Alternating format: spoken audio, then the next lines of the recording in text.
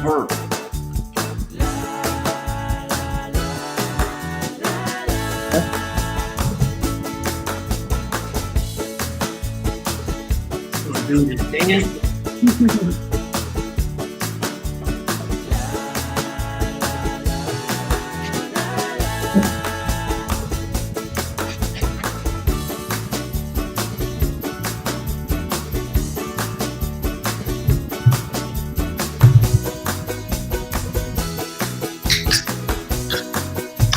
Somebody from Oracle was contacting me about a PathNet something.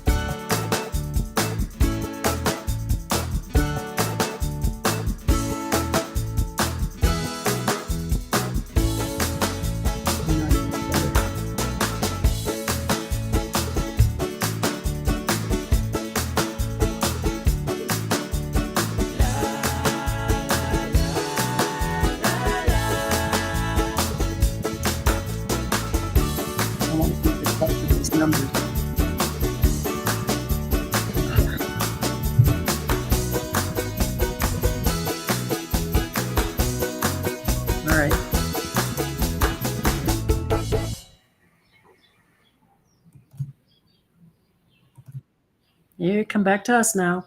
There we are. Hey, hi guys. We are live. I'm telling you right now, the internet is just not good right now. I keep testing it and it drops out. So I have got everything. What's wrong? I'm just looking for the chat over there. Oh, I'll get it in a minute. Okay. I've got everything turned off, rebooted, cached, been dumped. I've got cloud services turned off, no syncing going on, VPNs turned off. Everything should be free and clear for the chat. Buenas tardes, Debbie. Hi. Oh, good. You can hear us. Do we look okay, guys? Because the internet is so shaky right now. And that's a dangerous question. It's been so shaky. When we first got here, it was like 200 megs up and down type stuff. And in the office area where I work, my cell phone is faster. And so we moved up to the sala for better speeds. But it's up and down, up and down. It's not steady at all. Hola, Lambden. Hey, hola, Lambden. And yeah, Debbie. It's like the internet comes and goes. Various places we've been for like the last. Very clear. That's what we look. Awesome. Because last time we had that thank you. first few minutes where it was really so just sort of more of the chaos that is just. Could I have a drink, please? Because I'm a freaking nervous wreck. Sorry. I've been whenever I say it's a week of chaos, we are not kidding. It has been a solid week, a little longer than a week of chaos. Thank you.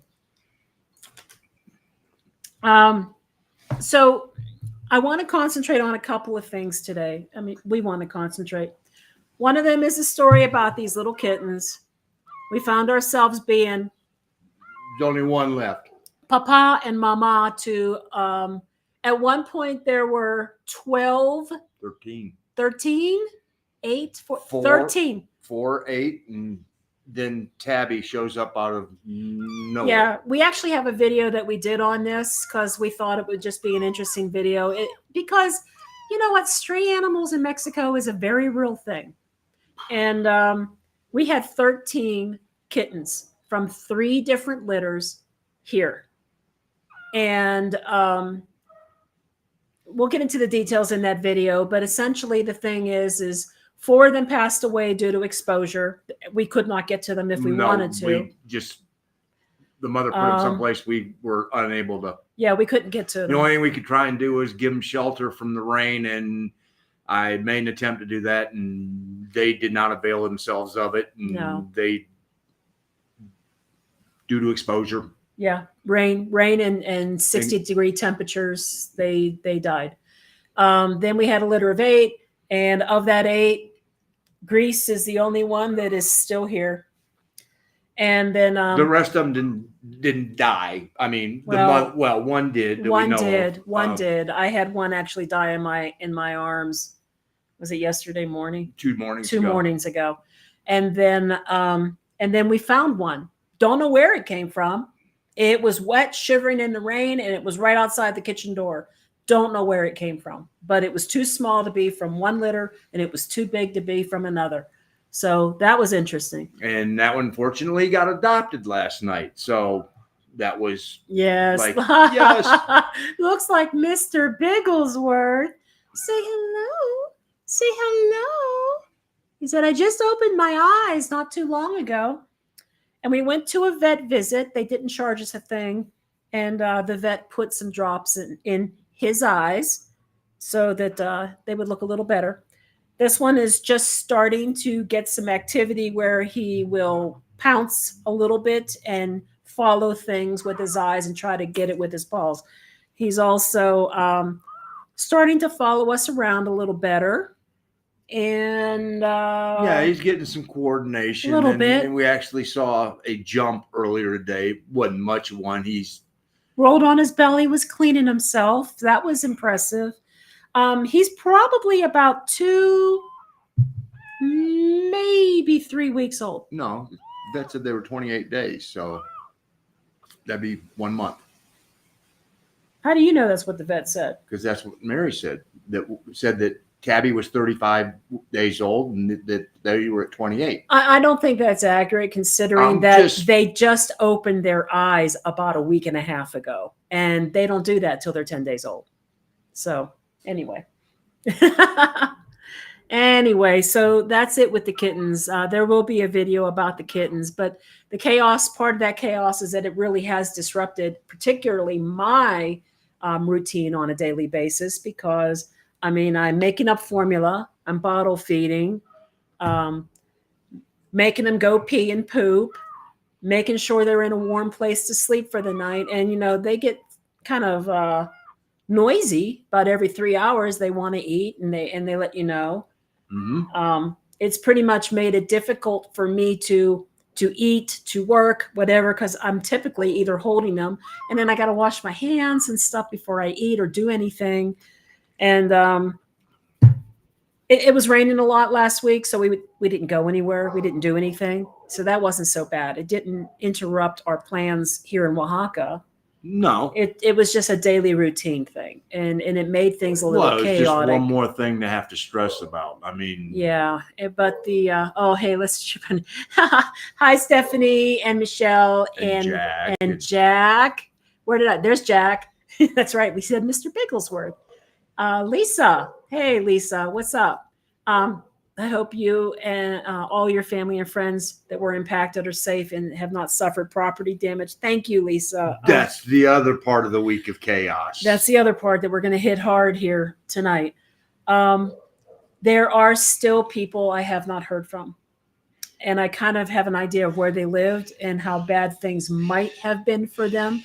Fortunately, the ones I thought that were impacted the hardest made themselves available online today very briefly. One of the hardest hit areas is an area called Swannanoa, followed by Black Mountain. And Montreat, yeah, Black Mountain, Swannanoa, they are Fairview. Literally some of the worst places that were hit in all the states was in that one vicinity. And the friend in Black Mountain, she came on about 3 o'clock just to let people know she was okay and had no power. But this is mostly why they've had no power, and with no power, there's no internet. They haven't had cell phone service. It's been really hard to communicate even with their own family. So of course they're going to reach out to their family first, right? As they should. Yeah. Yes. So I saw them online. Another one was a friend named Brandy. She has 2 young daughters, and she lived in Swannanoa.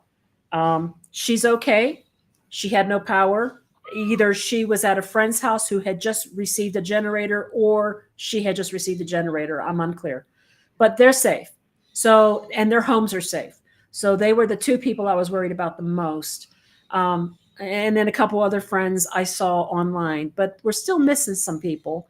Mark heard from one of his friends. Well, I reached out to one of my friends, and their house is okay. He had hand built this log cabin himself, and fortunately the tree that did come down closest to the house just missed the house and just missed their camper. So, but no Yeah. water, no electricity, no gas service. I mean, so Yeah. can't cook, can't, microwave anything. And you can't, and a lot of times you can't even get to the grocery store. And if you can, the grocery they stores don't have are a any mess. food. They don't have any electricity, so they can't ring anything up. They can't take credit cards because they don't have the internet. I mean, so it's cash only. And well, guess what? In the U.S., I can tell you, I only walked around with a couple of dollars in my pocket because I used everything was on the debit card. So but if you got no cash, and you can't go to the ATM. ATMs aren't working. It's not good. And no. I've been very stressed. I'm of better mood this afternoon than I was at the time I made the thumbnail for this live, because at that time I had only heard from one person and I was looking for a dozen people. And so it just so happened between the time I made that thumbnail and now, the people that I thought would have been affected the most are okay. And that was what was most important to me. And let me go on to another one here before we get too deep into it. Hi, Dipmanship. As a stray animal rescuer, I want to thank you guys so much for what you did for these animals. When you guys are in Mexico City, please let us know. I want to invite you out to dinner. My treat. Well, thank you. We are pet lovers. And he wasn't getting attached. I was. And no, and the one I was worried about was the one that got adopted last night. Yes. We found that one kitten out in the rain, shivering. Again, no idea where it came from because it wasn't of either of the other litters. Don't even know how it got into the property. No. I can assume that a mother was maybe moving her kittens here because that's what these cats were doing. They were moving their litters to this property. And, the property owner's trying to deal with that because we have a neighbor here who has at minimum 20 cats. At minimum. The ones the gardener could count. And we think that's where the mothers came from. Was they were like, you know what, we're not leaving the litters here, bringing them over here where there's not the traffic. And so one chose very wisely, one chose very poorly. And my thinking on Tabby was she was a stray that wandered close to another litter, and a mother brought her over here just to get rid of her something and drop her off, and was like, "You're not mine." She got dropped. Away. She got dropped, and her body temperature was really low. And newborn kittens and young kittens, they won't eat if they're not warm enough. And I held that kitten on me in a towel for like 2 solid hours, trying to get her dry, trying to get her warm. She didn't want to eat much at all for almost 2 days. And then all of a sudden, boom, she bounced back. And with a gusto. I mean, she was so playful and energetic.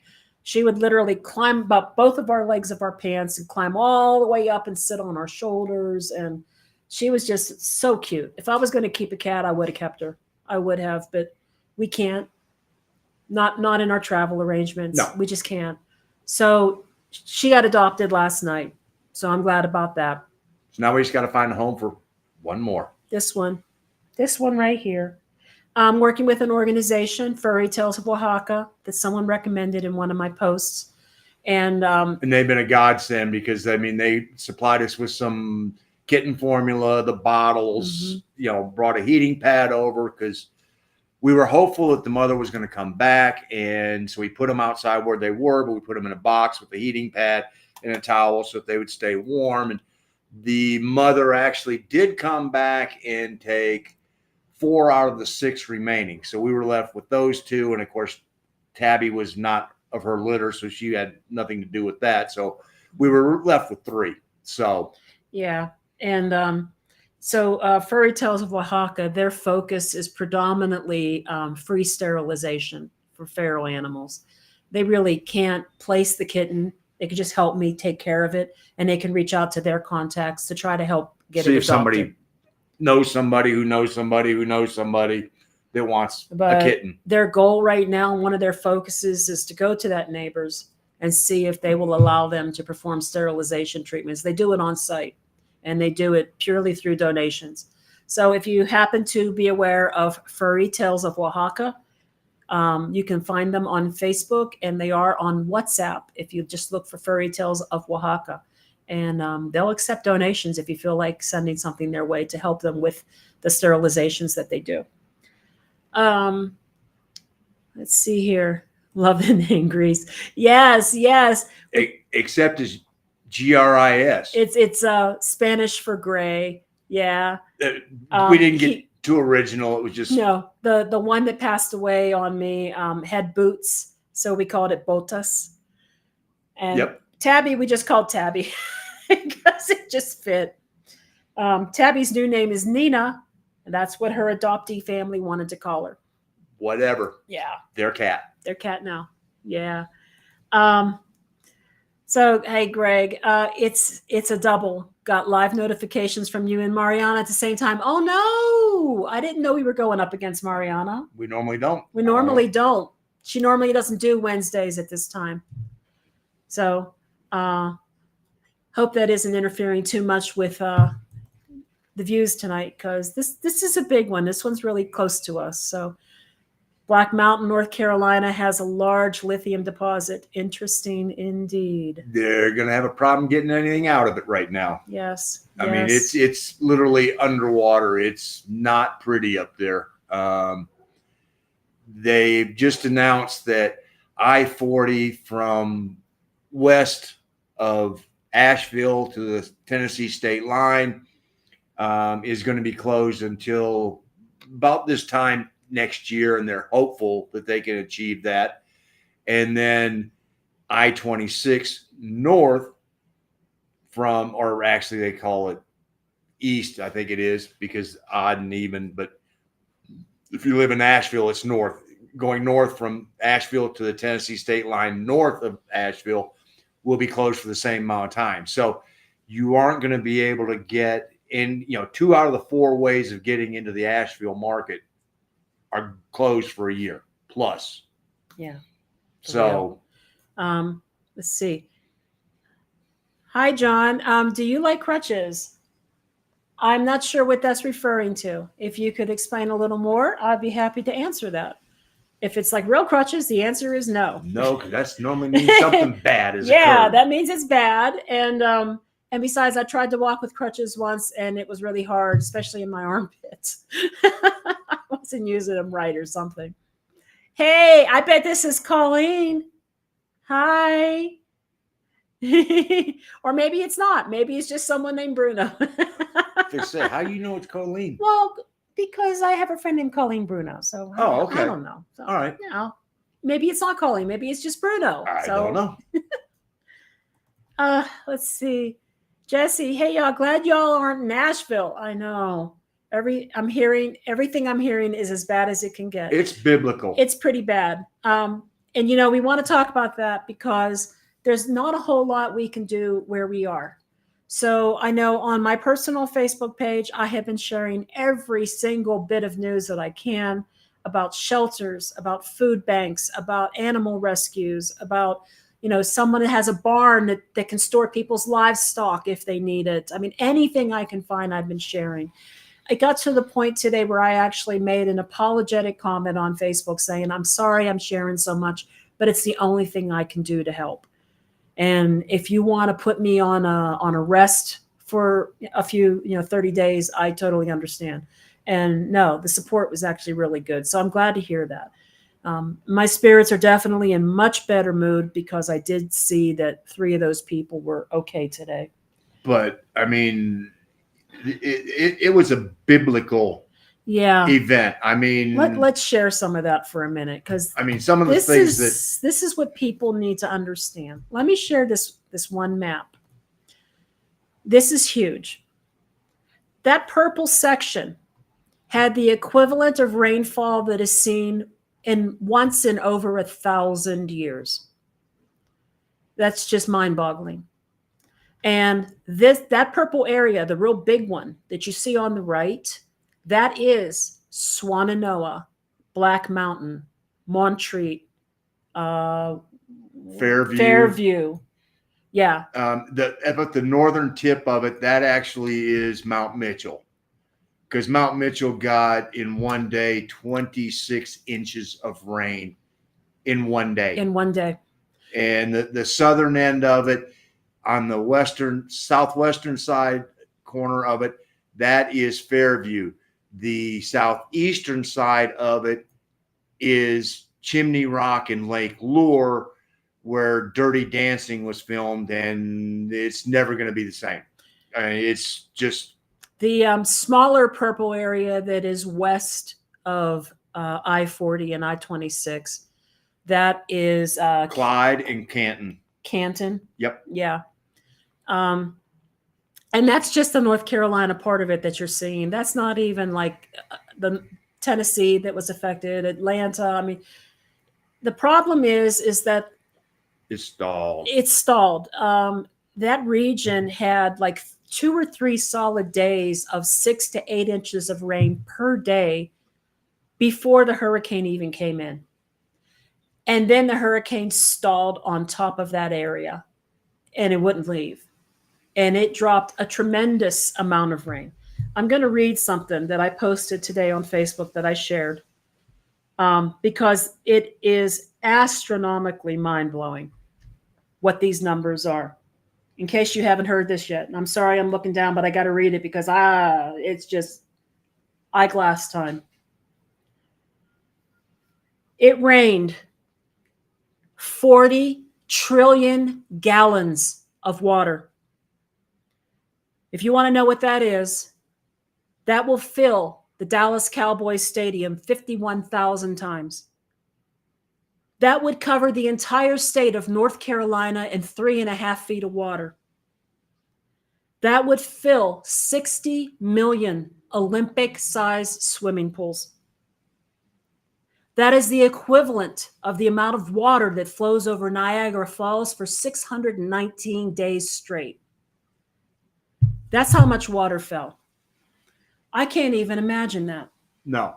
And the worst part of it is this is the Blue Ridge Mountains. So it started at the top. Everything gets the rain, but it all goes downhill. And the reason that I-40 is closed is because when it rains, we're talking not biblical rain, we're talking regular rain, they have issues with mudslides, and that can close the entire I-40, or at least one side of it. And they actually have several places where it started all the way at the top of the mountain, and the top of the mountain let go and came down the side of the mountain, and it covered. And some places didn't cover. Some places it took away I-40. And there's other places that are going to have one lane was washed away. And so not only are they going to have to rebuild, they have to rebuild the bedrock to put it on there. And then you start to think about it. Every bridge is going to have to be structurally checked to make sure that it can accommodate the weight of the traffic that goes on I-40. Because it's, we live there. It's trucks nonstop. Yeah. It's the thoroughfare going east to west. And so that's a lot of weight that goes on that interstate. So they're going to have to check every bridge across every creek. And there's a lot of them. Other than the interstates, which the interstates are broken in multiple areas where the roads are literally cut in half, or entire lanes are gone, or entire roads are covered in mud, or bridges are wiped out. Mm-hmm.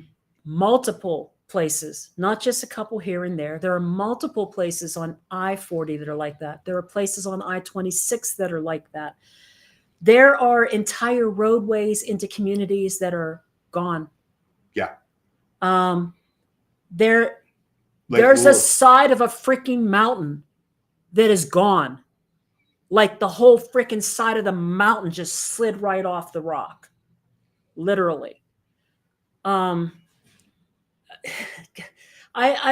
used to drive through Biltmore Village every day, back and forth to work. And when it would rain, it would build up, 4 or 5 inches of rain. but that's just on a regular rain. So Yeah. it couldn't, that area could not accommodate rainfall of anything more than an inch or two an hour. If it got sustained rain, mean, it was.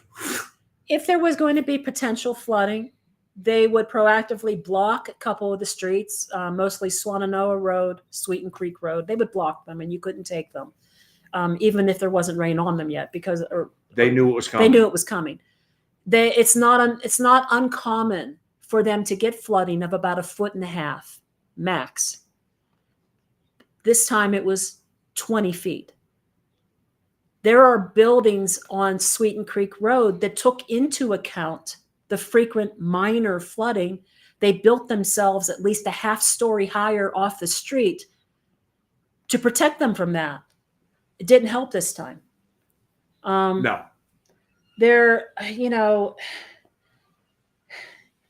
are people who are still stranded. Nobody can reach them. Nobody can communicate with them. Thousands in Buncombe County alone, which Buncombe County, for those of you who aren't familiar with Western North Carolina geography, Buncombe County is the county that Asheville sits in. There are thousands in Buncombe County alone that are unaccounted for because people can't get to where they live, or they thought they were, to check on them. They can't get to them. They can't do checks. No one can communicate. 70% of the people who live around Asheville are impoverished. They are insured by Medicare and Medicaid. And how do I know that? Because I worked for the hospital system. I know the percentage of reimbursements. It's 70% Medicare, Medicaid reimbursements. It's a large retirement community. There's a lot of elderly and disabled. And it's also a large homelessness community with encampments spreading all the way out close to where we lived, in fact, in Arden and Fletcher. Yeah, we were in a different county. We were actually in Henderson County, which is the county just south of Buncombe County. And I mean, the same is true regardless of what county you're talking. Well, you're talking Henderson, Avery, Buncombe, Jackson, Swain, Graham, Cherokee, all of these places, Mitchell, are just devastated. So, if anybody is thinking about helping. Yeah, it's to the point now where they need help with helping to supply things to the search and rescue teams. You got two groups that are needing the help. You need the people who are busting their butt, the people who are trying to figure out how they can get some electricity back in there, the relief crews, because it's hard to restore electricity when there's no road to get to where they're trying to get to, and there's no poles left there. And I mean, this isn't a matter of Duke Energy getting out there and restoring some lines. Run the line. No, I mean, they need transformers are gone. Mm-hmm. The poles to hold the lines are gone. The road to get to where the poles are is gone. I mean, and the infrastructure in the mountain region up there is pretty bad. It wasn't real good to begin with. No, we can tell you. Nice. It was pretty bad. We can tell you that the water lines were old. Some of them were actually made out of what was equivalent to hollowed out railroad ties. We used to have boil water advisories. We would have brown water. I mean, like, this happened fairly regularly because the infrastructure is not that great. It's in the mountains, and it is not, despite the fact that Biltmore Estate is there. These are not rich communities. No. And the amazingly crazy thing about it is that it is one of the most expensive areas in North Carolina to live because of demand. Now it's a double whammy when you take into consideration that the Blue Ridge Mountains in that area up there make a good amount of their money off of tourism. Mm-hmm. And the bulk time of the tourism is right now because it's time for the colors. The trees are starting to turn. And so they're out, not only the tourism, but they're out of it at the exact worst time that it could possibly occur. Look, I worked for Mission Hospital. Mission Hospital has been getting, was it 20 tanker trucks of water delivered to them daily because they need water for food prep, sterilization, just basic hand washing, drinking, Flushing a toilet. flushing a toilet. I mean, we're talking about a hospital that has 700 patients. And they've been triaging hundreds and hundreds every day in their emergency room. and I feel bad for those people that were in there, because those people who were in there on duty at that time couldn't leave. They couldn't leave. And they probably still haven't left. I mean, it's No. 6-7 days later, and they're still, probably in there. I mean, granted, they're finding them places to sleep, and maybe putting them across the St. Joe's or whatever, or finding a couch here or there. But those people are doing some tremendous amount of work. They've got to be deadbeat tired, and yeah. and they got to be worried about their own homes and their own families. Yep. If you weren't able to get into work, well, you're probably not working anyway. You can't work from home because you probably don't have power and you don't have internet. And if you can't get out of your neighborhood because of fallen trees, you're not going anywhere. Or you don't have a road. You don't have a road, right? I mean, I just we're can't. just to give you guys an idea, where we lived in Fletcher, we had 3 ways out. That was it, 3 ways. And anytime it would rain, we had 2 ways out, because there was a sod farm that actually was one of the sod farms that grew the sod that they used for the Super Bowls. But it was low area, and every time it would get any type of, other than a sprinkle, it'd start to flood. And then next thing you know, the road was elevated maybe a foot. The whole sod farm is underwater. The road's gone. It's there, but you couldn't drive it because you couldn't see where the road was. I mean, there was one time where it was flooded, and they had access number 2 closed off because they were building a new bridge. Because they dropped the bridge. So we had one way in and out of work, and it was the long way around. Yeah. So, yeah, I wondered. I don't even know how our neighborhood fared. Here's the problem. That area, the long way around, also ran by a low-lying area with a creek, and I can dollars the donuts that you couldn't get out that way. So if anything happened to the bridge that was going across 26, it's probably fine. Yeah. You were toast. Yeah. I mean, yeah. But there's plenty of people, like I said, they're still stuck. They're stuck wherever they are because they can't get out. They may be fine. Their property may be fine, but they can't leave. And they have no power, and they have no water, and they have no gas unless they had a propane tank, and they're okay with that. And they can't get anywhere to get food. Hopefully nothing disrupted the lines, because a tree falling or something like that could snap a propane line. I mean, imagine if you're a diabetic and now you can't even go get some insulin. I mean, or how do you keep your insulin cold? Oh, good point. Good point. I mean, I know that a lot of the grocery stores were distributing ice for free when they had it. And when they could get it. And, the problem that they have is, that ice right now is coming from places like Charlotte. And that's, those communities are doing the best they can. Charlotte, Raleigh, Hickory, Greensboro, Winston-Salem. They're sending up as much as they can get up there. But first of all, it's a pain to try and get up there because right now it's not easy. And I can only imagine trying to drive through Shelby right now. Oh, good God. No, we had a friend, someone Mark used to work with, who made a trip up to that area because of family. And he wanted to get his family and get him out.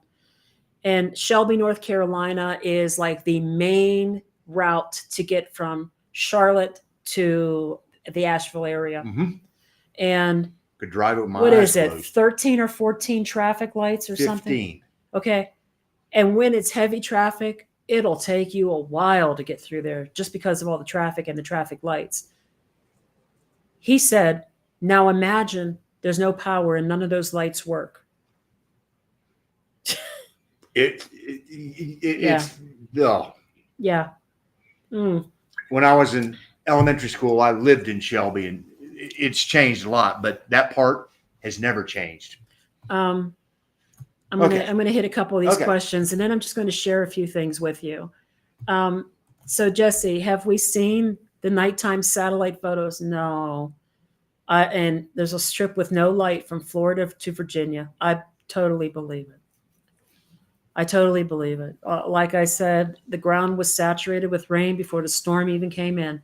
Not only did it sit there and dump a bunch of rain, it had 50 to 75 mile per hour winds that blew down everything that had been weakened by the previous rain. And the biggest issue on that is that particular swath is very decidedly pine. Oh yeah, I mean, a lot of oak too. But the pine trees had the very shallow roots, and if the ground is wet, and then now all of a sudden the ground's soft. Now you hit them with a hurricane force wind, and pines, they don't tend to snap. They just tend to sort of go all the way over. Yes, they do. The whole thing just falls. Hey, Sleepy Joe. Mark from Zipata, soon to be Zakia Asento. Oh, so you're moving down into the valley off the hill, huh? Checked out Santa Elitas in Zakia. It was okay. We like them, but I prefer Wings Army and El Refugio. Okay. And why isn't Mark drinking his beer? Well, he is. I Oh, Lord. Yeah, Santa Elitas was we didn't try out Wings Army. We have tried Wings Army in Huatulco, and I think that was it. Yeah, I think you're right. I think we were going to do it in Tuxtla, but they weren't open, and then we had to go get the X-ray, and yeah. Yep. Hey, hola in Florida, Anna. Welcome to our live tonight. All good in Florida, Anna, because I know you guys. Yeah. I mean, we're talking about North Carolina, but from Tampa up through the Big Bend area, through southeastern Georgia, upstate of the Carolinas, and I mean, it's ugly all the way through the path of that storm. Yeah. Dave, hey, thank you, Dave. Thank you. I think I wanted to mention something. I think I've lost track of what I wanted to say. Oh yeah. Okay. So it was about historical. How bad is this really? I used to live in Pennsylvania. It wasn't too much of a drive, maybe 40 minutes to get to Johnstown. And I had been to the Johnstown Flood Museum in downtown Johnstown, as well as the National Park Service, Johnstown Flood Museum. Mm-hmm. It's hard to fathom water washing entire communities down to bedrock. The amount of deaths from the Johnstown flood, I think, ranked around 3,000, give or take a few hundred. I'm not exactly sure the number right now, but it was high. And it was high because you had a flood that emptied into a valley. And that valley led right down into the Johnstown city, and it hit everything in its path along the way. Yep. And this is kind of like that. And I think that we're going to find, as they get to these areas that they can't reach, the numbers could be as high, maybe higher. Yeah. The only difference being is that one was preventable because that was human error. Yeah. Thank you, Frick. Well, if anybody doesn't know the story, his carriage was having a hard time reaching the hunting club, the South Fork Fishing and Hunting Club. And he bought a new carriage, and it was so wide that he had them lower the dam so that it would be wide enough to accommodate his carriage. Well, when they lowered it down to accommodate that, it weakened it, and then along comes the rain. And I mean, we're talking about people who were members at this club. We're talking about all the rich industrialists, particularly from the Pittsburgh area. Carnegie, or I should say Carnegie, because it's Pittsburgh. It's Carnegie, Frick, Mellon, a bunch of people. And The of course, who's who of they basically all got out of it. One of the things to come of it was the Carnegie libraries.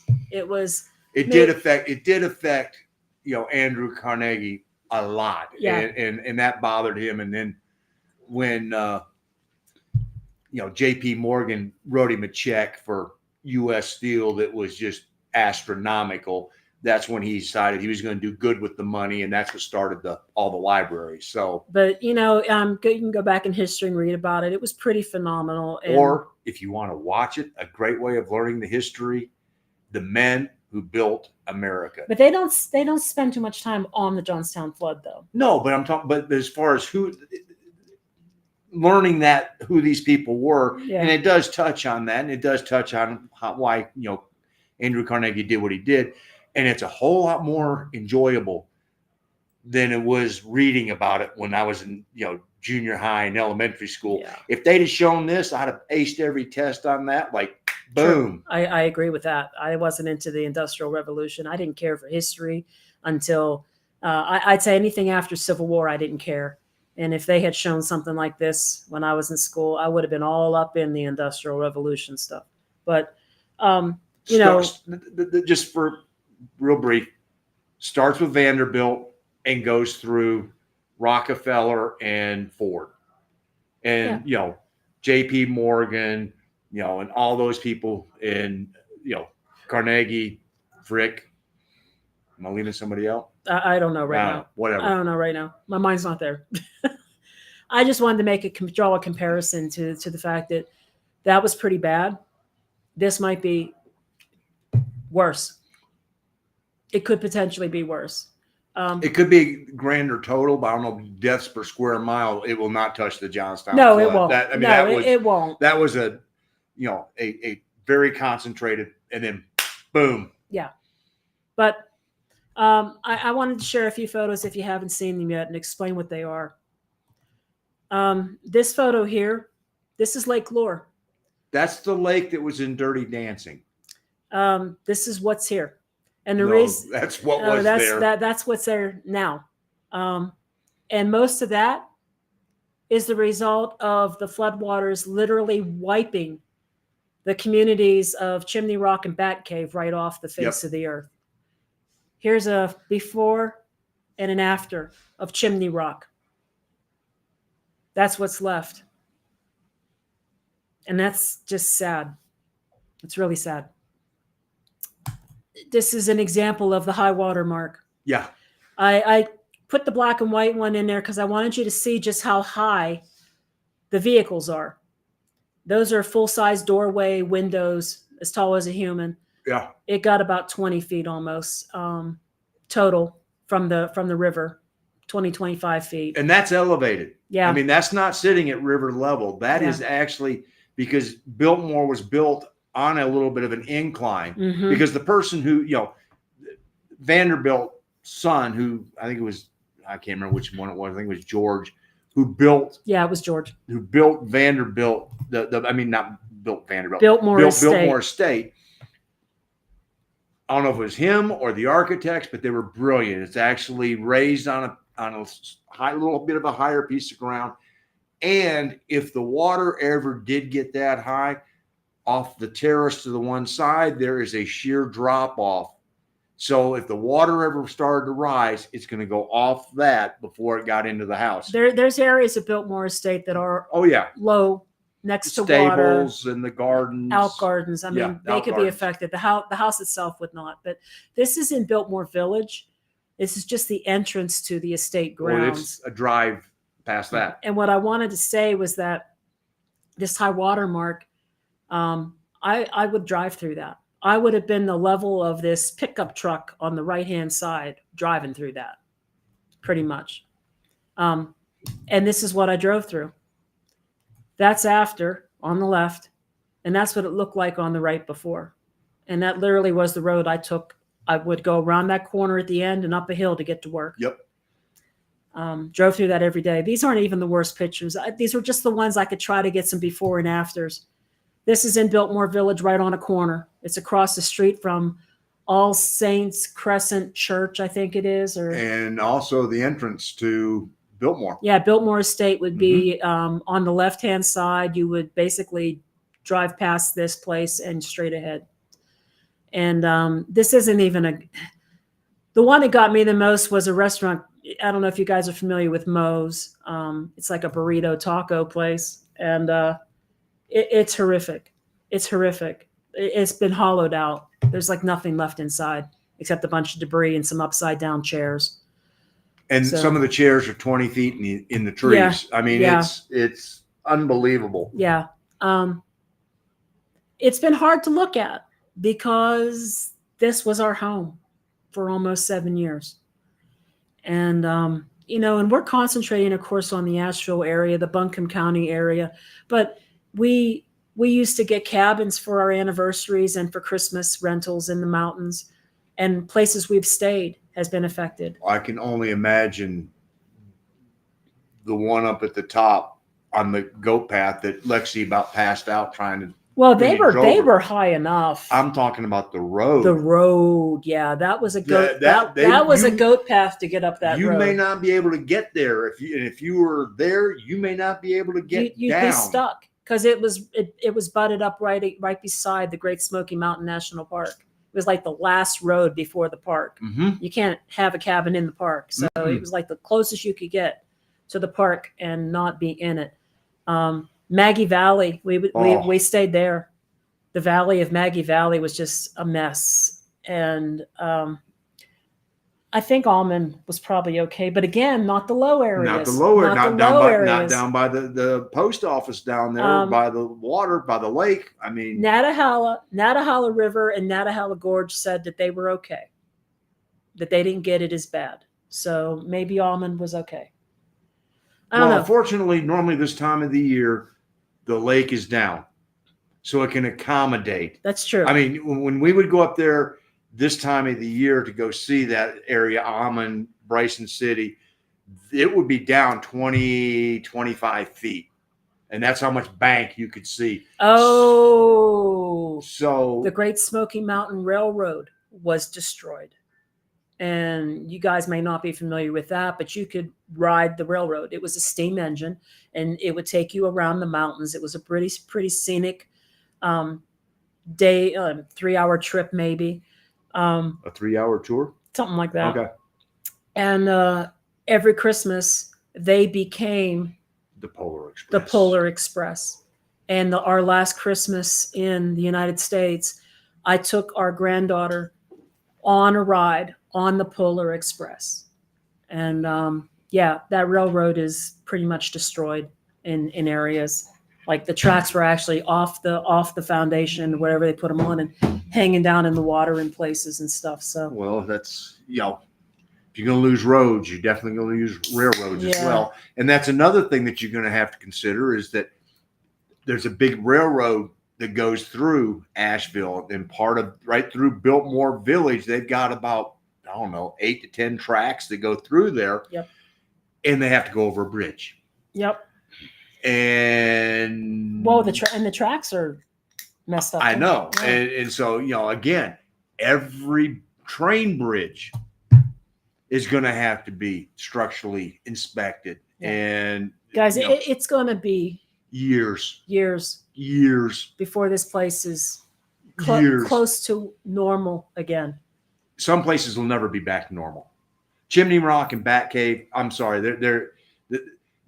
We had friends that got married in Bat Cave, and when we went up there, of course, we're going to a wedding, and we're all staying on the property together, yep. and so it's going to be a party, and the only liquor store was right there at the edge of Lake Lure, and right across the street was one of these really quaint, old-fashioned general stores that was made of wood, had the wooden floors and everything else. And it was just, we stopped in there to get some snacks, and then we hiked across the highway to go get our drinks and, limoncello. Yeah. And then drove up the mountain and got up there and had a great weekend.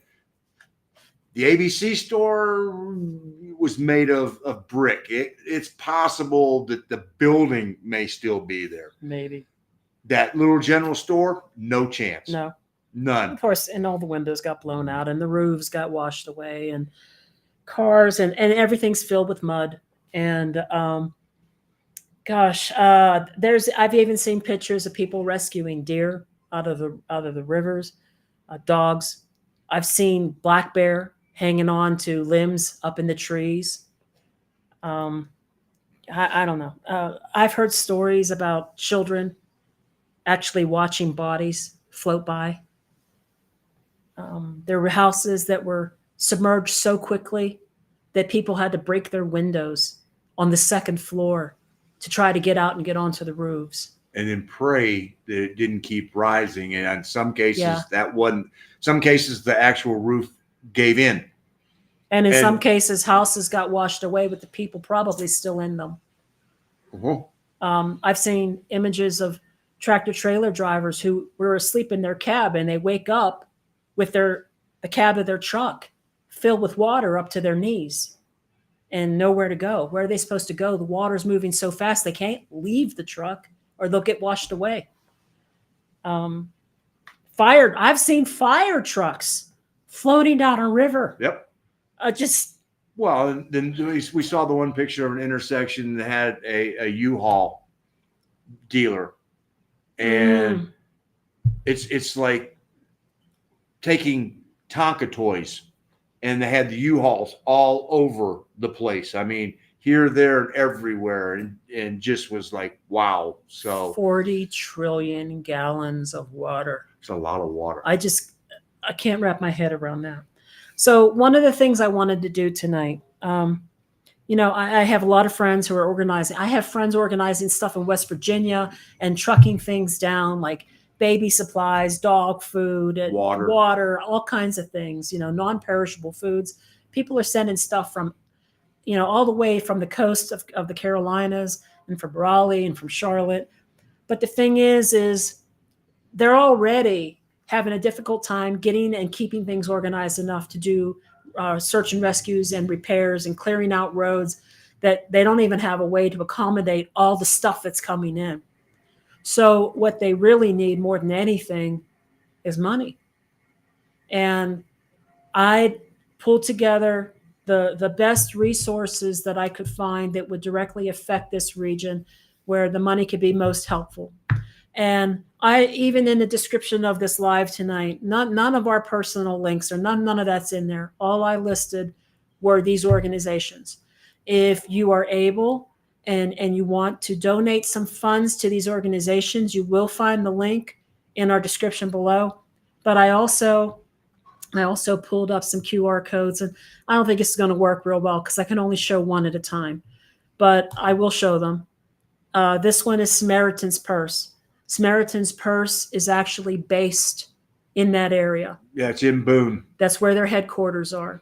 And they've been helping the hospital. That's one of the first places they went was they set up temporary, they set up tents and triage care centers and stuff like that around the hospital because there was no way to handle all the patients that were coming in. And as badly as it hit Boone and Blowing Rock in that area, and it affected them at home, Samaritan's Purse was still, a presence in Florida, yes, in Valdosta, Georgia, in Augusta, yeah, in the upstate North Carolina. So they didn't just stay at home and go, no, you know what, we got bigger problems here. No, they went, you know what, we got to get out and try and help everybody. So they did a really good job there. Another one, this was organized by the governor of the state. It's the North Carolina Disaster Relief Fund. And so, the link is a direct link to that fund to help with this situation. Then there's also the Red Cross of North Carolina specifically. And that would be that link for that. Salvation Army. We had several in the Asheville area. Really, because like I said, 70% of the population in Asheville is poor. They, they struggle. And so Salvation Army and even Goodwill has a strong foothold in that region. Well, I mean, if you think about it, if you want to make a comparison to Mexico, the hills of and the mountains of North Carolina are a lot like Chiapas and Oaxaca. Absolutely. You have major cities, and then you have areas that the people, they're remote.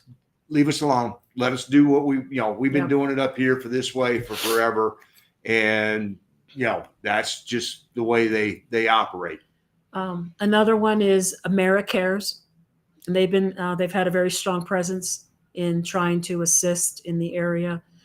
And then the last one, one of my friends that I've been worried about, who lived in Black Mountain, she got online around 3:00, and this is one of the ones she listed. And the reason she listed it is because they were feeding her.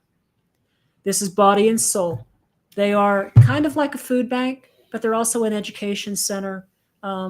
They're there to help people who are, food deficit. It's not just a food bank. They help grow organic foods and things like that, and they help educate people on how to also grow those and how to eat more fresh vegetables and things like that for just a healthier lifestyle. But what they're doing right now is they're feeding everybody as much as they can. And so, of course, funds to go to their organization so they could buy more food if they need it would be very appreciated. And I know Gail's taking advantage of that. So God bless you, Gail. Thank you for sharing that link. And, there's a lot. There are a lot of organizations, but those were the ones that I know of, that I trust, that are concentrated in that region. I mean, you also have the Cajun Navy, who's going in with their boats so that they can, get to people. Oh, we got the pack mule people. Yeah, I mean, pack mules. They're walking mules with saddlebags on them, trying to get to those people that they can't get to. Yep. People on kayaks. I mean, it's people, dirt bikes. Yep. They're doing whatever they can do up there to try and reach some of these areas that just are not, reachable by modern means. I mean, that's just. I've been an emotional mess. Anybody got questions about Mexico and wool? Yeah, I know. I'm so sorry. I just wanted to share those because I thought if we could just get some help. I know. That's all. Here we go. Hi, Gina and Mark. Are you in the USA? No, we are not. We are from the Asheville area. And that's where we lived before we came to Mexico. So we have been in Mexico for almost 2 years. Yeah. And next month. We have been traveling. Currently in Oaxaca. This is our 13th location. And the idea was for us to see about 25 or so in the 4 years that we're here, so we could try to see what area we want to permanently reside in. So no, we're in Mexico. And, this is the only thing I could think of to do to try to help people back home. I actually got really emotional yesterday because there is a beach club. It's in Cozumel that we've been to that we love. Mr. Sancho's in Cozumel. And they posted a video. It's heart-touching. They had gone through the hurricane as well, but they didn't get as much damage. And they were just talking about how, they got hit. They're cleaning things up. They'll be open soon for business. And then they stopped and had this wonderful message to send to everybody in the United States that was hit. And they named each state. And it was just a really good video. Yep. And I got to take a break. You talk. Did you find that on Facebook? Mm-hmm.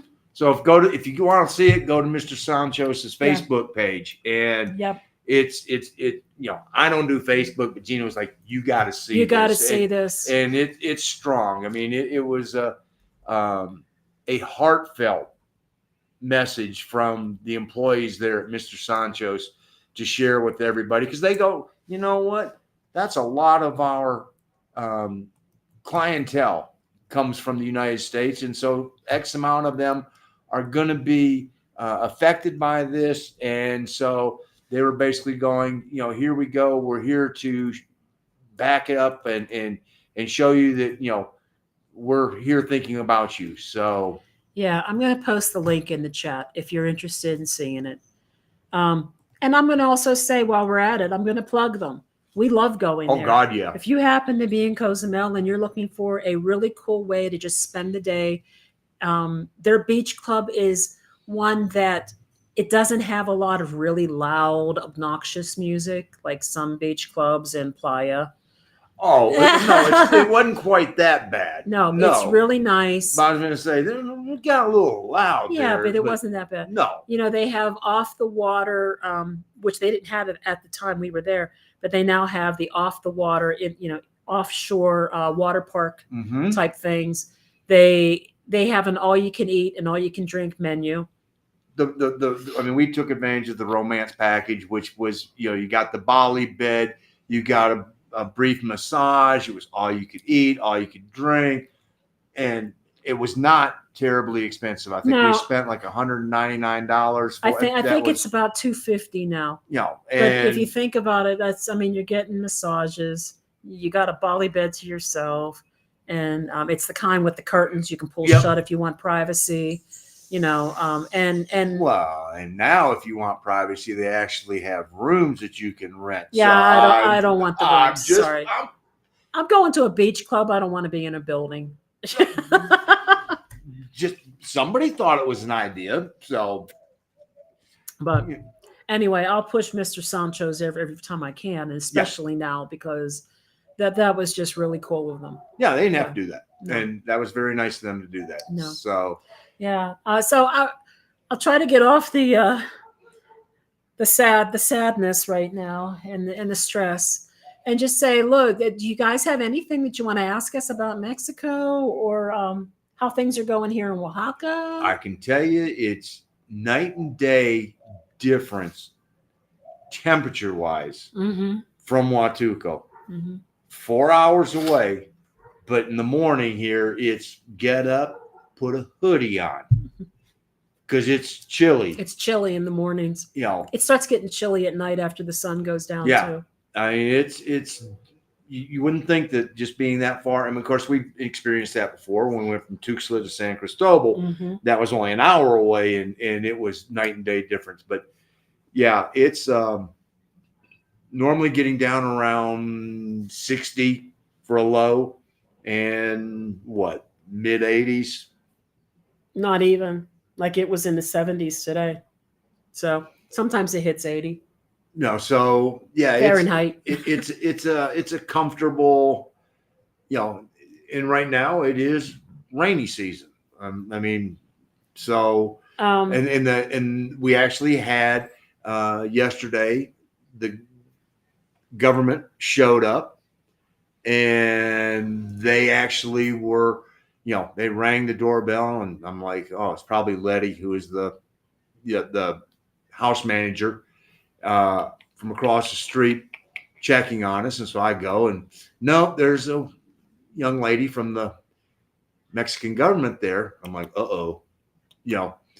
and all they were doing was they were coming around because it is rainy season. They were checking all the properties to make sure that they could try and keep the mosquito population down. Yeah. And so, there's a fountain that's here in the Jardín. She looked at that, and I told her, folks, this was all Spanish too. I told her that we were running it about 10 to 12 hours a day. And she was like, bueno, so she didn't. And then she checked the 2 tinacos and put larvicide in each of the tinacos, which, we weren't drinking the water anyway. But now it really makes you go, yeah. But, we'd rather not have the mosquitoes. So. Yeah, I'm not worried too much about the tinacos because we're not consuming that water. No. It's just shower and cleaning. I can tell you right now, I know this for a fact. And I know this because when I was completing my senior thesis from a clinical lab science, this was what my thesis was. Were mosquitoes truly...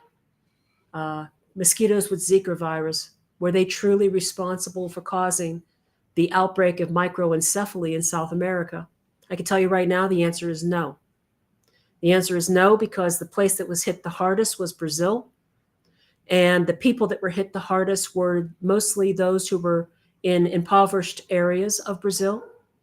And what happened was the government used a larvicide in the drinking water.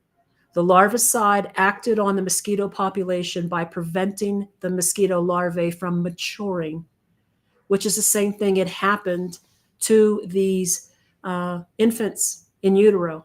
It prevented them from maturing, and they ended up with microencephaly. And then they tried to hide what they did by blaming it on Zika. No. So just saying. Yeah. So have we decided where we wanted to live? No, we're only halfway through. Yeah, we're only halfway through, and we've been to 13 places. We can tell you that our favorites have been Querétaro, Yes. San Luis Potosí, Yes. Huatulco, if we can somehow manage to deal with the heat there. Yeah. I mean, when it comes time to do it, I mean, it's literally going to be, give me a pad of paper, give me my pen, and I'm going to have to sit down and mentally pairing the list as it goes. But when it comes time to go, okay, here are the top 5. Here's the pros. Here's the cons. Yeah. Is there any one thing on any one of them that is a deal breaker? Well, probably not, because if they made the top 5 by the time we're done, that the ones that were deal breakers got kicked out pretty early. It's going to be down to, all right, is there this above this? Is there an infrastructure difference? Is there? It's going to come down to basically feel and then compare the lists and go. I mean, I would say that we also really liked Merida. Yeah. But the problem with Merida has so much going for it. It really, really does. Mm-hmm. The problem with Merida is it was one of the most expensive places we stayed. And the rate of inflation in the Yucatan Peninsula is higher than anywhere else in Mexico. It's exploding. It's exploding. And of course, we have a friend who was lucky enough to buy her house a few years ago. And she got in at just the right time. Her house, the type of house she has, is selling for about double right now in just a matter of a couple of years. So, yeah, she got in at the right time before it exploded. So, it kind of knocked Merida out for us. I got to tell you, best Italian food we've had in Mexico is in Merida. There was so much about Merida. We like. El Trota. El Trata? El Trata. Trata. Oh, my. Or Trato. There's an O and there's an A somewhere. It's either Trota or Trato. It's La Trato. So if it's La, it's probably. It didn't match. Okay. That's how I remember it, because it didn't match. I was like, it had O at the end, but so it should have been L, but no, It was La Trato. Oh my God. I think about the shopping opportunities. If you were somebody who wanted to have all the conveniences of malls and big box stores, everything you want is in Merida. Great airport. Everything. We love Merida so much, but boy, it was one of the most expensive places we stayed. So I don't know. Maybe it was warm there too. It was pretty hot, but Huatulco was hotter. Just saying. Huatulco is more humid. It's more humid. It was the humidity, yeah. The weather here is back to perfect, so I'm looking for a space heater. Oh, Debbie, all right. I have a really good space heater that I utilized while we were in Querétaro, and it was needed. And San Miguel. We were in Querétaro around Christmas, and so yeah, in the morning when I would get up for work, I'd run it for about an hour, maybe 2, until the sun come up, and then she was beating through the glass, and it was warm again. And it taught us a lesson. One of the first things we were like, oh, it's going to get cold tonight. Let's run the space heater in the bedroom. No. Because once it gets warm, it doesn't give up that warmth very easily. And so it's like, nah, that one of the experiences as you live here, you start going, yeah. You get used to it. It takes a long time for these to cool down, but it also takes a long time for them to warm up. So I like Huatulco, but it's too hot for me. I also like Merida. See, when we were in Huatulco, the heat index was higher than Merida. Yeah. Mostly because of the humidity. in Huatuco, and we stayed at both places during the summer. So about the same time of the year. Intentionally, because we wanted to know how hot does it get. We felt like the humidity was higher in Huatuco, and the thing about Huatuco was that it was in the 90s Fahrenheit every day.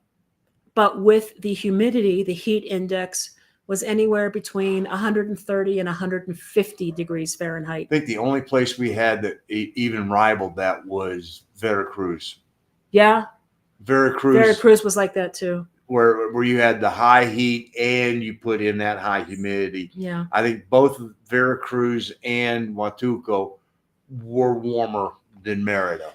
And to be fair, where we were living in Huatuco was La Crucecita, and La Crucecita has no air movement. None. And we went out to, one evening we went to our friend's home, and they lived up on a cliff pretty much overlooking Tongalunga Bay, and they had a wonderful breeze coming through. Yeah, it felt 10 degrees cooler. It's definitely cooler, and they had air movement, and it made all the difference in the world just to have some air movement. And Lisa, the hostess, told me that she had gone down into La Crucecita earlier that day to get a pie for the dinner that night, and she said she was sweating horribly because there was just no air movement in La Crucecita, and it's not that far away. It's just a couple of miles. No, but you got the little hill that Yeah. sort of it's sort of like in a bowl that you have to get out of. La Crucecita is not all of Huatuco, but La Crucecita is sort of in a bowl, and it has Yep. the ring going around it. Yep. And so the air movement just isn't there. It's not there. So that's why it was so hot. It's Yeah. just there's no air movement, and it's very humid. So, you know, we feel like Huatuco has a wonderful atmosphere, a wonderful vibe. We liked it a lot. Somebody was asking me Yeah. today about where to buy cigars in Huatuco, and I'm like, I couldn't tell you. I do know that there were some vendors trying to sell me Habanos, and I'm, first of all, I don't believe anybody who is going to go, oh, senor, Tango Habanos. Yeah. I know that there's only a few places in Mexico that are authorized to sell, Havana cigars, Cuban cigars. So the odds of them actually being Cuban, pequeño. And the other problem is Cuban cigars are like any other cigar. Some of them are fantastic, and I've had some that were just not too good. So, No. But I told him, if you want to go enjoy your cigar, go to El Sanctuario and sit with Omar, get a cocktail or a cerveza, have your puro, and life does not get a whole lot better than that. Yeah, I would say, if you really like Huatuco a lot and you had a well-endowed bank account, you could could get some really nice places that would make Huatuco a whole lot more comfortable. The wallet would need to make you sit like this to be able to afford. I mean, you looked uncomfortable, like the Princess and the Pea, right? Yeah, well, yeah.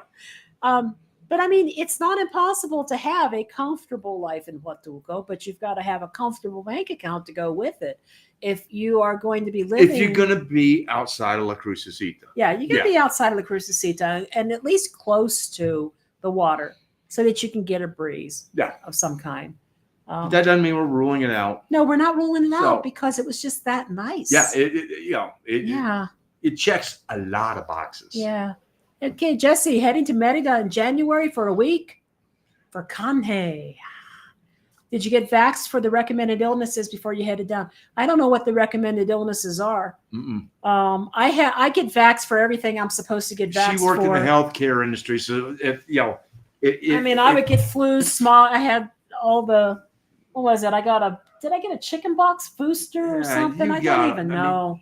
I got a lot of stuff. I got everything had to be current. I had the shingles thing. And you got the shingles. Once you saw me experience it, you were like, oh, hell no, I'm not getting that. Well, no, I was eligible for it. The doctor said, go get it. So I went and got it. But I mean, I got the shingles one. I had the flu one. I had the COVID ones because I was absolutely required to have them, or I wasn't allowed to have a job. I'll be honest, I wouldn't have got the COVID ones, but I was required to, so I did. And I never got COVID until I came to Mexico. Well, Then yeah. I got COVID. That's everybody has a personal decision to make on that. Yeah. And the only part of that was that we ever really had a strong feeling on was that it should have been left up to the individual people. And that's it was one of those things where, at least in the healthcare industry, the federal government said, we are not going to reimburse your facilities unless your employees have all been vaccinated. So that meant if you worked for a nursing home and anything that was healthcare related, you had to have it. But then there was other places, government jobs, things like that. There were other retail environments that required this. I mean, it's we ain't getting on that soapbox. Was just. But it was that's the only things I had. I just had the things I had to have. Yeah. So no, we didn't really get anything special. No. And quite honestly, Jesse, if I was going to have to get them, I probably would get them down here. I mean, if you can. And here's the thing right now, dengue's really bad right now. And there is nothing for dengue. But. And we found out that the only vaccine that's out there is for younger people, and it really hasn't been out that long. No. So, I don't know what else there would have been. No. I mean, the best part about Merida is you are in a place that is a major hub. You've got great hospitals there, and healthcare is very affordable, and B, it's not time consuming like it is in the US, where suddenly you're going, I've got to check with my PCP so I can get a referral, so I can wait another 4 weeks so I can go see the specialist, who they can do a test, and then they're going to recommend going to this, and we'll do that in 5 weeks. No, it pretty much, you go see a doctor, they're like, what can we do? Bing, bang, boom. Let's get it done. Bye. And it's that simple. So hello, Sammy. You're in Fort Mill. Curious, what sort of things have you seen happening in your area? And I think they got a lot of rain. Got a lot of rain, right? Yeah. But I bet you're seeing a lot of action, maybe traffic heading toward the mountains, more than likely. Yeah, because I mean, if anybody was coming from, depending on where they're coming from, most of them would have taken 26 out of Columbia up to the mountains. But I mean, but he's familiar with 74, cutting over to get up to the mountains. If he's ever been up Shelby. there, that's you're like, oh God, don't send.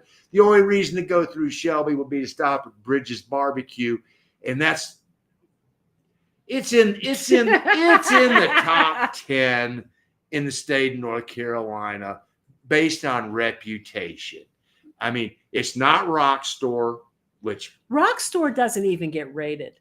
You will never see Rock Store Barbecue ever listed in anybody's top 5 or top 10 barbecues of North Carolina. Sammy, if you get an opportunity to just drive a little north and go up to Indian Trail, up on Monroe Road, or once you get into Union County, becomes Charlotte Highway. Yeah. And if you're going from Matthews and you're going towards Indian Trail, it'll be right there on the right, and it's a little Rock Store, literally. It's a Rock Store. It's an old. I've been in that area a long time. It was an old convenience store. They converted into a barbecue place. On the back side of it, they actually have a produce stand. Mm-hmm. And I've been to Lexington Barbecue, which, oh my God, that's thumbs up as well. Best hush puppies I ever had. Yeah, but best barbecue that I have ever had in my life, Rock Store Barbecue. It really is, and it never makes anyone's list, which is such a sin. And I think we walk in there. Now, Grant, hold on. Don't hold me to this, because I think the last time we were at Rock Store was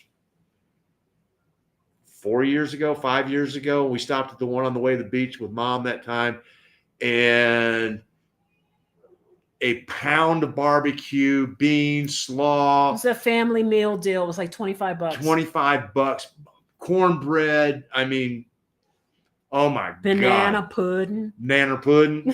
Yep. Definitely. And so, hola, Wilfredo. Welcome. Welcome. We will be close to you shortly. And see, Sammy is 15 months from retirement. That is awesome. That's why Sammy's going through and watching all the old videos. I see that. I've noticed that. Lots of local relief efforts, lots of road closures. Yeah. Yeah. Used to get apples in Bat Cave.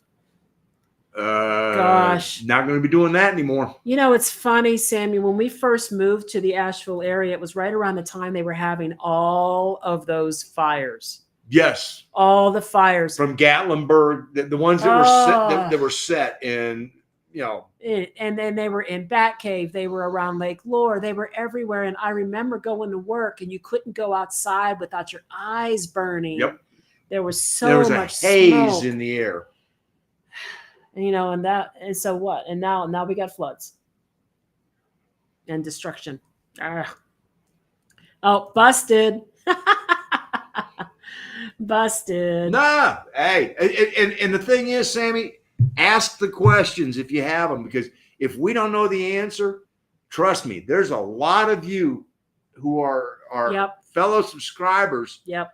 who have experienced a lot, and you guys are great about answering other people's questions on there of going, hey, you know, we did this and this worked and we did this, because we actually showed a lot of what can go wrong. Because oh gosh, because it did. It did. I mean, you know, we thought we had this planned out to the nth degree. Because we are so anal retentive. Yeah, I mean, you know, we had the spreadsheet. On the spreadsheet, we had the dates for when we needed to get things accomplished, and we're checking them off. And every time we check something off, it seemed like 2 more things would pop up and go, oh crap, now we got to take care of this and this. And then every time other than the consulate visit, thank God for that. You know, if it was going to have a curveball and have something that was going to screw up any place other than the consulate visit. Yeah. That's, you know, everything else was rectifiable. That was the one hurdle that we were just like, yeah, it really didn't dawn on us until, I don't know, maybe what, a week before. I'm trying not to be that guy. You are not that guy.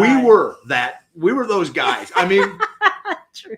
You know, I mean, we'd rather see you have a smooth transition and get down here than have to go boom, boom, boom, boom, and all the humps and bumps in the road that we went through. The whole reason we did what we did is because when we were trying to figure out what to do, nobody had videos out there until after they were already in Mexico.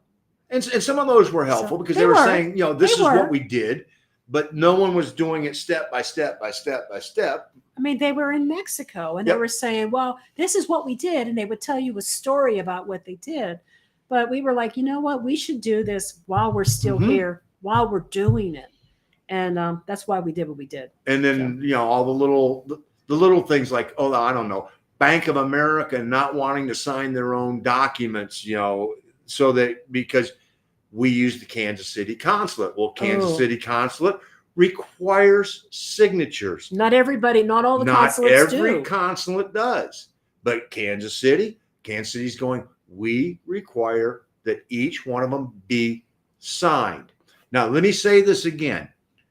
They require that each one be signed. Yeah. They didn't say by who. Read between the lines. They didn't say by who. Okay. But BOA gave us the big finger and went, well, we know there are documents because we printed them for you. Well, good. No. Can you sign them? No, we can stamp them with a teller stamp. We heard of multiple banks refusing to sign their own bank statements.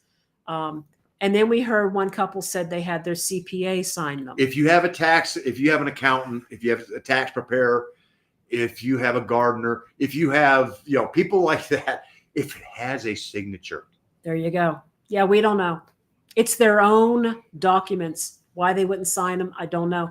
And Gina they refused. Gina was about to break out in tears. They didn't care. We were sitting in They didn't a care. branch that was damn near impossible to get to because of road construction in Kansas City. We're stressed. We had gone for our consulate appointment and they turned us away because they weren't signed. And we're like, are you kidding me? And so I had gone to the BOA the week before, had them print them out, asked her to sign them. And she went, I can't sign them. They're your documents. Don't care. We've been customers for 20 years. I need you to have a signature on that. And she was like, well, our legal department says we can't sign our own statements. And then she went, they don't really care at the consulate. Yeah, they do. Yeah, they do. Yeah, they do. But she goes, we'll stamp them. We'll put the teller stamp on them. And nope. No. Need a signature. So Gina's just like losing it at the thing. And I'm looking at her nameplate on her desk. And I'm going, okay. And I'm going to say it. The consulate's not going to take the time to track down who signed it. They don't know who this particular woman was, who was the branch manager. They don't know what branch she was at. They don't even really know anything other than the fact that they came from Bank of America. So take that for what it's worth. I signed them. She's admitting to forgery. Basically, I am. No. And I didn't want to do it because I am pretty much a goody two shoes. Yeah, she was sitting in the car. I was having a freaking existential crisis in the car because I did not know what we were going to do. Everybody remember Animal House? the angel and the devil? Yeah. Yeah. That was Gina sitting there trying to decide what to do. And so I was like, sit back. And then finally she was like, we don't have a choice. We're not going to get in if we don't do this. I'm like, we don't have a choice. I didn't want to. Nope. So then it was, let's see. Let me see how to best do that. And she actually practiced it so it was the same on all the yes. So I signed them. And the truth of the matter was, at least at that particular consulate, they wouldn't have cared if the security guard had signed them. And here's the thing. When we were done and we handed them to her with a signature, she goes, oh, good. They're signed. And it was sort of a wink, wink, nod, nod. And she looked at me. She goes, how did you get them signed? And I said, I cried. Which was true. Which was true. Yeah. I didn't really lie there. Yeah. And then she said, just as long as they're signed. Just as long as they're signed. And it really was kind of a wink. Yeah. And so it could have been, well, you know what? We could have taken the stressful time. We could have gone down and gotten some KC barbecue, had lunch, signed them, then gone back. But, So, and Fidelity. Yeah, there were multiple banks. Yes. We heard of Chase wasn't signing.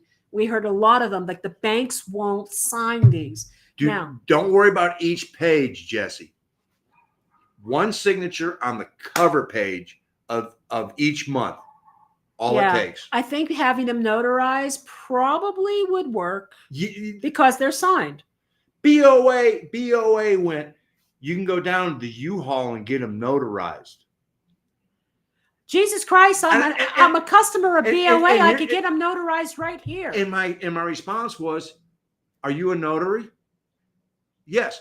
You know, we've always used you because we're a customer for 20 years. And we've always come here to have our notary work done. Every time I need notaries done, I went to our bank. Can you, as a notary now, take off the BOA hat? Can you notarize these for me? No. I had to leave because I was about to explode. Yeah. So again, look, not all consulates require a signature. Some consulates do. And as far as we know, our consulate wasn't going to follow up on any of it. They just wanted a signature. If you don't feel comfortable signing it yourself, have somebody sign it. I think getting them notarized by somebody is just as effective. Honestly. I think it's probably even more effective. Yeah. But the problem, here's the problem with having the notarized part. It's the only snag I see, is that if it's notarized, it's not. You're telling them it's not signed by the bank, and technically they want it signed by the law. They want it signed by the financial institution who refuses to sign who it. refuses to sign it. So if you show up with it notarized from a U-Haul or a car dealer notary, well, they know now that it was. But they wouldn't, because a notary does not put what business they work at. They just say that they are a notary who has been authorized by this state, stamp, signed. That's all they do. I'm just going, it's easier to trace, but they're not going to trace it anyway. I know. And so I think having it notarized probably would work. I think that would be fine. If they require it. Again, not all places require it. So, and Sammy, I really don't care at this point. Yes, it's being recorded and posted. And you know what? It doesn't matter anymore because we're here. The people, the government here in Mexico doesn't do the same as what the consulate. The consulates are like their own little separate kingdom. Mm-hmm. They do what they want to do, and they pick and choose and go, well, technically, yes, all financials are supposed to be signed. Well, that may be true in Kansas City, but in Dallas is going. Well, here. No. So as Jesse just said, Raleigh didn't need it. DC didn't need it. Yeah. It really, each consulate.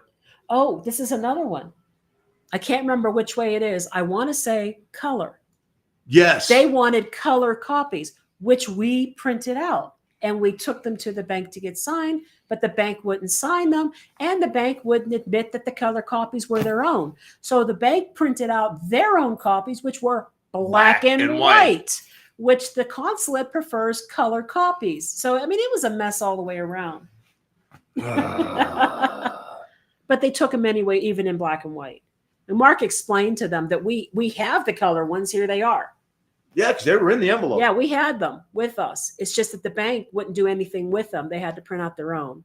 And they had black and white. Come on, it's a bank. They don't have a freaking color laser printer. Well, they didn't want to spend the extra half a penny per page, I guess, on customers who'd been there for 20 years. I guess. Yeah. Yeah, I know. They don't care about us. We're not big clients. No. Our 20 years of being a customer amounted to nothing. And we quickly closed our account with them and went all the way to Charles Schwab. Yeah. Now, the other thing is, speaking of financial institutions, is make damn sure that your financial institution match your passport name-wise. Oh, your name. Yes. If your passport is full middle name. If your passport, if you have, first name, all middle name, and your last name, then your financial records need to be first name, full middle name. They need to match exactly. And so, we actually went to BOA and sat down, and it was really a painless thing to do. I mean, we were in and out in 20, 25 minutes. And most of that was because, the young man who was doing it was like, "You're moving to Mexico?" Yeah. I mean, so the conversation was about moving to Mexico while he was tapping on the thing. And then it got a little longer because I had to sign it the right way. And then when I signed the way I always sign, which is with middle initial, not full. So we had to do it again. Yeah. Muscle memory. Uh-huh. But we just like to share. We're glad, Sammy, that you're going through those older videos and it's helping you, because we had curveballs. Oh, bye. Thank you for a second. Yeah, we had some curveballs along the way. We had curveballs in our, what is it? I think we had a U-Haul. We had curveballs in the reservation for that particular moving vehicle and the trailer to pull our car. We had a small curveball in our rental unit to store the few things we did store. We had a major curveball for a while with our car. I had a engine that was being replaced from recall, and while it was on their lot, somebody stole our catalytic converter, and this engine was replaced in a matter of 2 weeks. It took them 3 weeks, and finally us making royal pains in the butts out of ourselves to get the catalytic converter released. They literally had my car for over a month, and we were getting ready to leave, and we needed it done. So there was that going on. We had a curveball when we went up to South Dakota with being able to use the mail forwarding service that we used as our legal address. The driver's license people didn't like the company we used, so we had to go get a second address in addition to that. There was just a bunch of little weird things that happened along the way. And then we had a curveball with getting our appointments at the consulate. He got one. I could not. I was coming to Mexico without her. It was just one thing after another. And, once all that was behind us, oh, thank goodness. And then we had the curveball coming across the border with the guy who didn't want to let us in. He didn't want to let us into the country. He thought he didn't understand or was pretending to not understand. No, I think it was honest that he was misinterpreting the law. And even if he was misinterpreting it, he was wrong anyway, because we were on day 29 after coming from the consulate, so we had plenty of time. Yeah, he basically thought that we didn't do it fast enough, and it was that our opportunity had expired. And so, yeah, but we got that resolved. Thank you, Ernie Baca. Thank you. There you go. Retired life in Mexico. Retired life in Mexico, no bull. Yes. Show the front. That's more familiar. Retired life in Mexico, no bull. Yes. So thank you, Ernie. His help was invaluable. That goes without saying. That whole thing, there's stumbling blocks along the way. There was issues like, okay, what are we going to do about our U.S. car insurance? We don't want to drop it. We want to keep it, but then we don't want to pay full premium if we're not using it in the U.S. I mean, there was all kinds of weird things that came up. Yeah, I mean, because the whole car insurance part, if you don't keep it, well, then they cancel your plates, and guess what? Reinstating them is more expensive. So if you're going to be on temporary residency and you're going to bring your car in here, then you have to deal with that part of it. Then you got to deal with the tip, and then you have to deal with the tip renewal. And then when you do from 1 year, if you go for the next 3 years, then you got to do the tip renewal again. So yeah. And none of it's difficult. And we paid a facilitator both times to help us with that. And I highly recommend, Could we have done it initially by ourselves? I think not. Maybe. Our Spanish was not good enough. And I was good enough to be able to flirt with the girls that were doing it. And that was about it. But could we have done it for the renewal? Maybe. But I just assume would have just paid somebody to make sure it was done. And honestly, he had an in with the I&M office that we went to, got us in quickly and out, and everything was done. So I recommend the facilitators as well. I think it's worth the money. It's not a whole lot of money, but oh my God, is it, frees the mind to go, okay, I'm in your hands, and walk me through it. In this case, he updated our address. Yep. He got us our tip extension renewal. Yep. And got us our 3-year extension on residency. And the initial one, same thing. We paid just a little bit more. They drove us all the way out to the aduana office at the airport, and in Querétaro. And we're there. And again, our Spanish was not good enough, and she was sign here, Yeah. and that literally was all it was. And we were like, Okay. out of here. Done. So facilitators, I feel like they're worth it, particularly if you are not fluent in Spanish. I mean, fluent, not, It's not enough to just translate the forms into English and figure it out. There's a whole process that has to be followed. And here's the other thing that rears its ugly head. A friend of ours, when we were in Querétaro, was renewing, and he was not using a facilitator, and our facilitator was getting in line at 10 o'clock. At 10 o'clock at night to get our appointment the next day. Because at the time, they required you to wait in line, first come, first serve for appointments. Right. And so literally standing in line all night long. In the cold. So, which means we would have been the ones having to stand in line. And this friend of ours had a friend go get in line. He got in line about 4 a.m. And right when he got to the gate, he was right there, and they closed it in front of him and went, no more today. No mas. Yeah, so he had to go back another day. And the secret here is the facilitators have an in to know what is transpiring.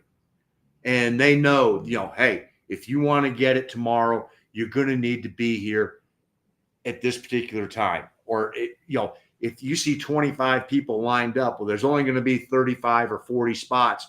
You better get in line now. So they know the nuances of their particular office. And that part is big thumbs up. Yeah. Goodness. Do you guys have any other questions about any place we've been so far, maybe? Or I don't know. I know we're talking about doing a video all by itself, probably when we're in Querétaro, about what our costs of living are without the actual accommodations.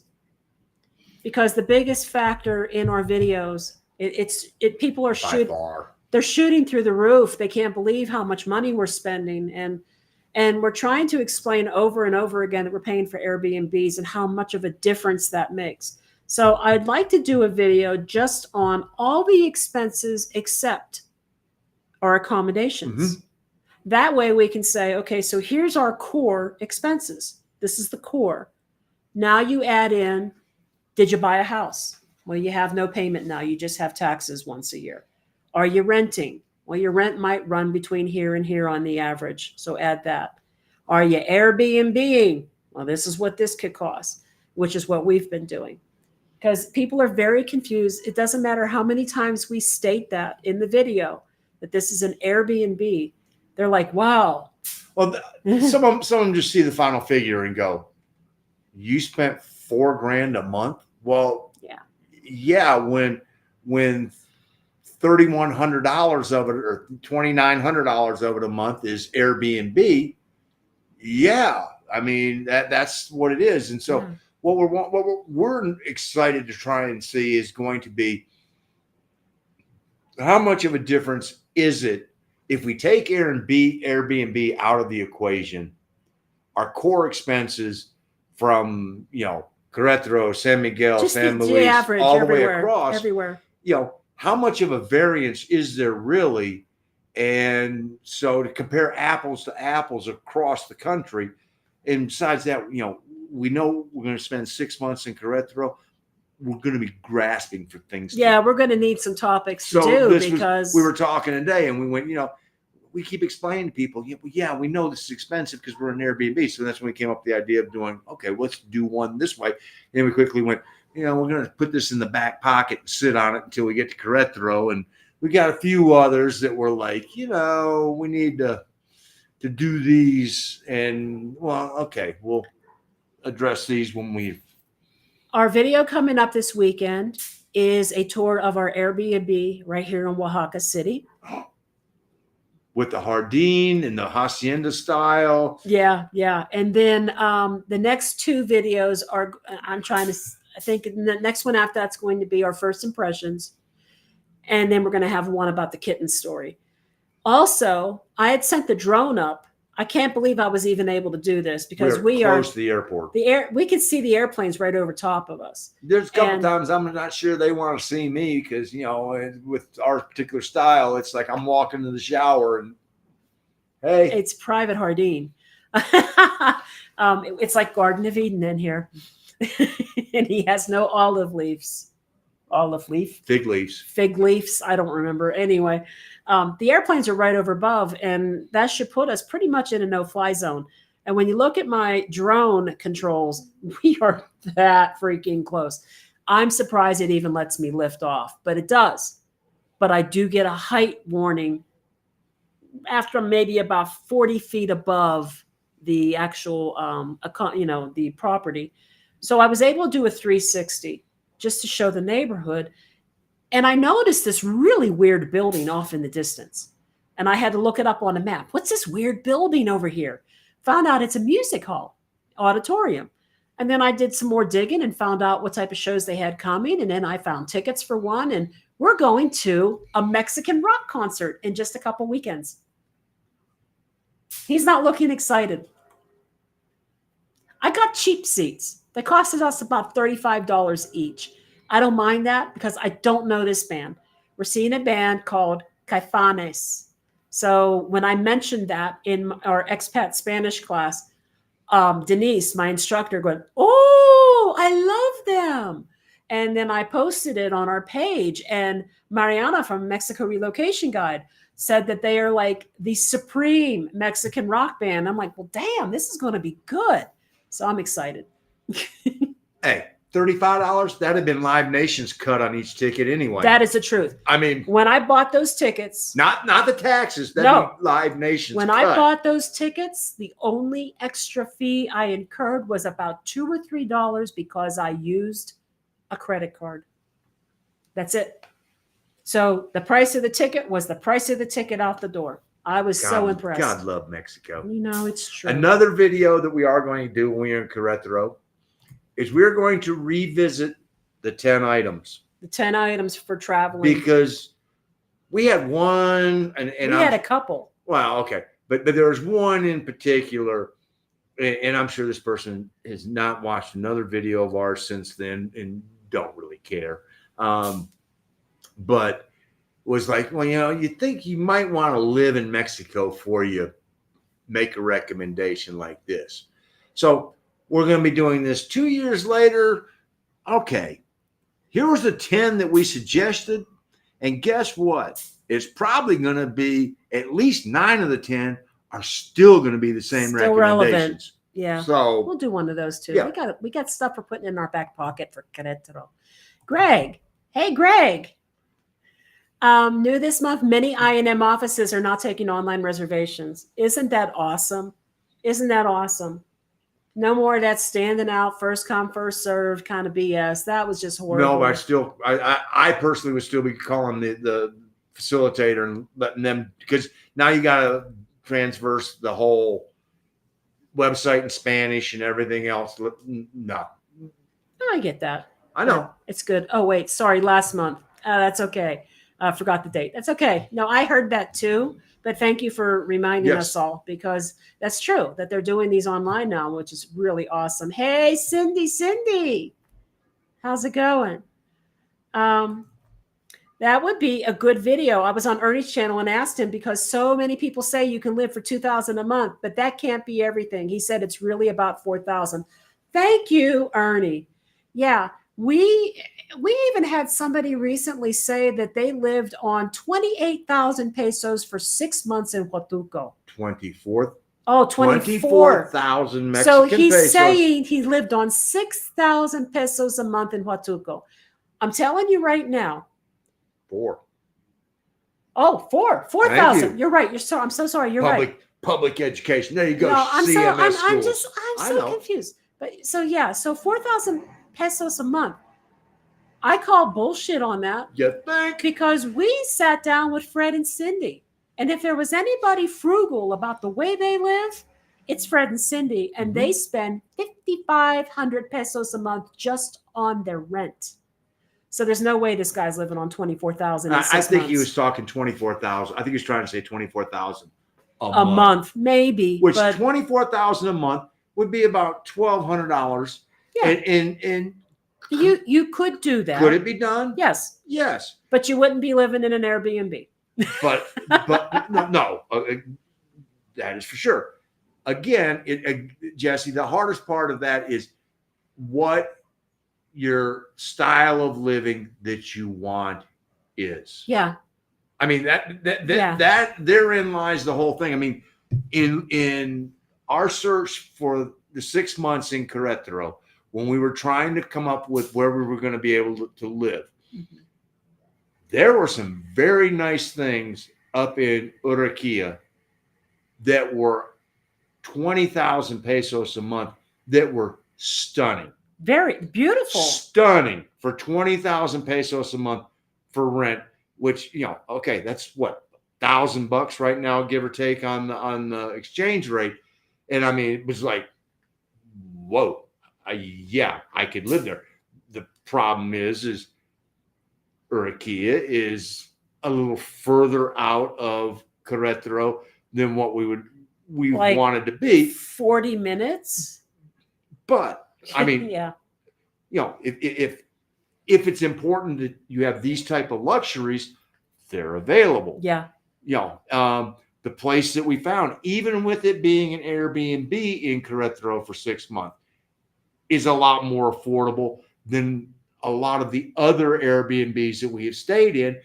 And it has just about, because she was like, oh, there's this one, there's this one, there's this one. I'm like, we're going to be there 6 months. It's got to have an oven. It's got to have washer and dryer. Yeah. We really wanted a rooftop area so that we could sit up there, because we have a lot of friends in the Querétaro area, and we have certain friends that, we're prone to just, let's go to the roof, and we're rooftop buddies. Take the cooler, here we go. Let's fire up a puro, and we're going to talk the night away and laugh and sing. And I mean, literally do all that. But it also needed someplace that we could put Starlink. And so the last two we came down to are almost basically the same price. One was a nice condo, and one was a townhouse. And the problem with the condo was we didn't know where we'd be able to put Starlink if we needed it. Whereas the townhouse, we had rooftop access. So that was the kicker between the two. But the price per month is a lot less than what we paid in Huatulco, what we're paying here, what we're paying in Puebla. And honestly, I'm going to talk to the guy after we're there for maybe a month and just say, listen, is it possible go off platform that we can go off the platform?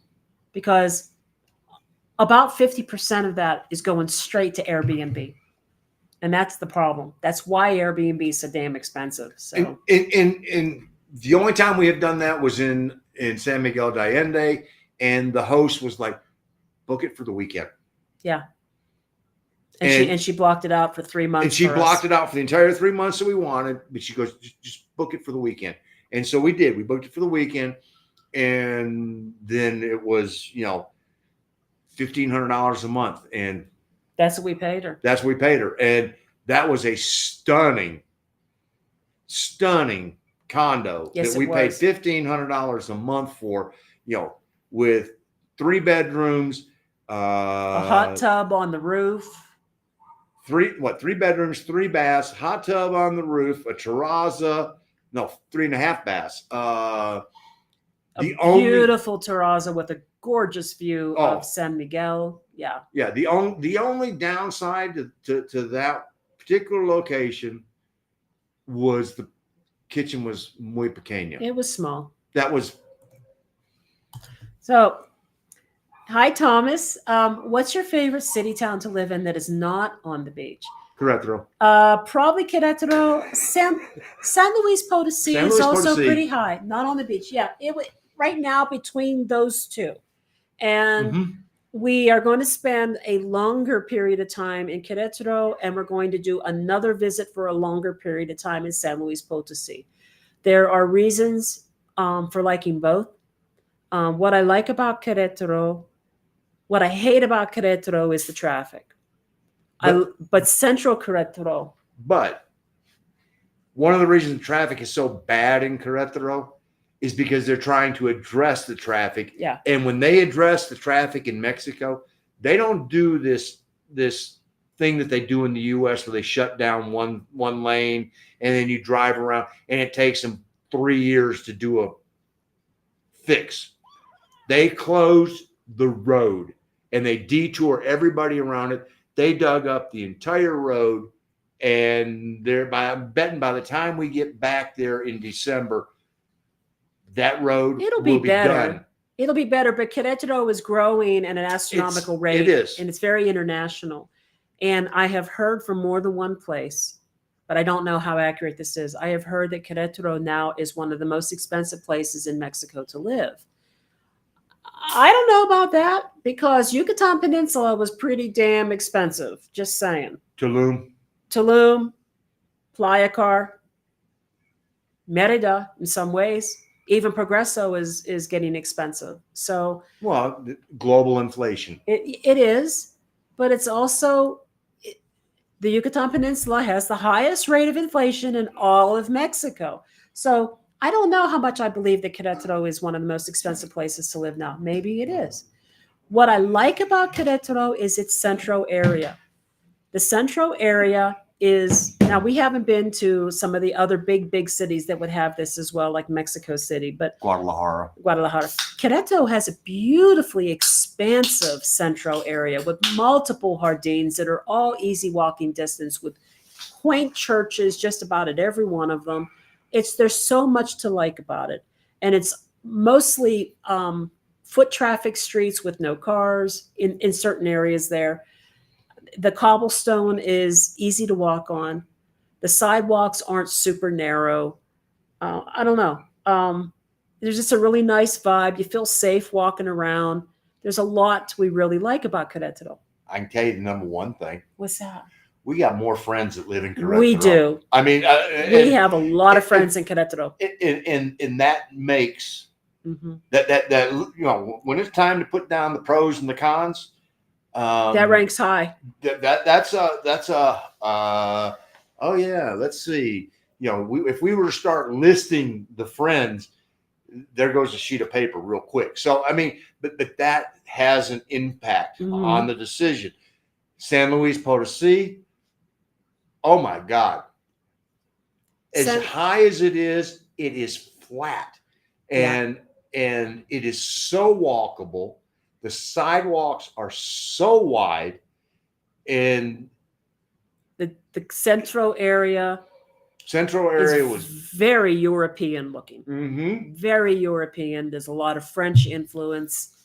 It was a surprise. It was never on our list. Nope. It was a substitute replacement for Guanajuato, because at the time we were in San Miguel, the road to get to Guanajuato has some cartel activity we wanted to avoid. The state of Guanajuato, going from east to west or west to east, whichever way you want to say it, they were too much cartel activity. And one of the things that we have made a conscious effort of is to avoid putting ourselves in potential hot spots, you know. And so we purposely went, Guanajuato was on the list.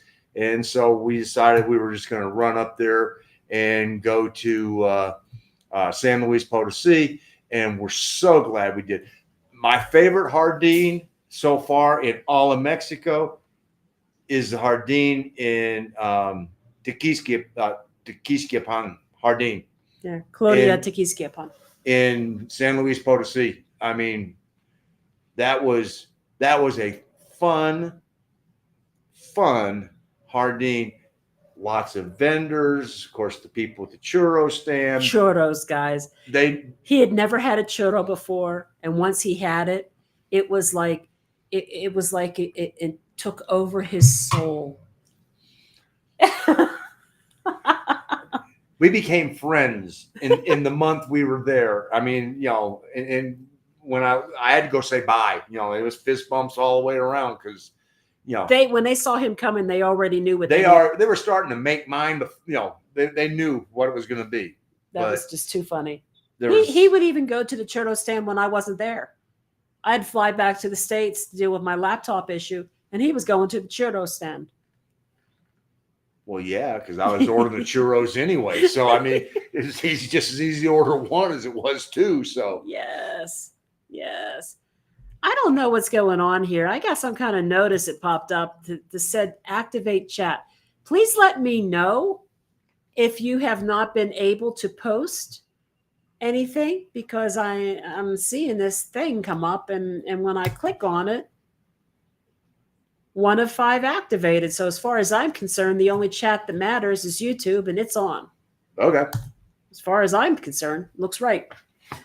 So, yeah, I would definitely, I would say that those are our favorites. They're going to be in the Central Highlands of Mexico so far. Now, we have not yet been to the Ajijic, Lake Chapala area. Not we have yet. not yet done Guadalajara. And those are on the lists.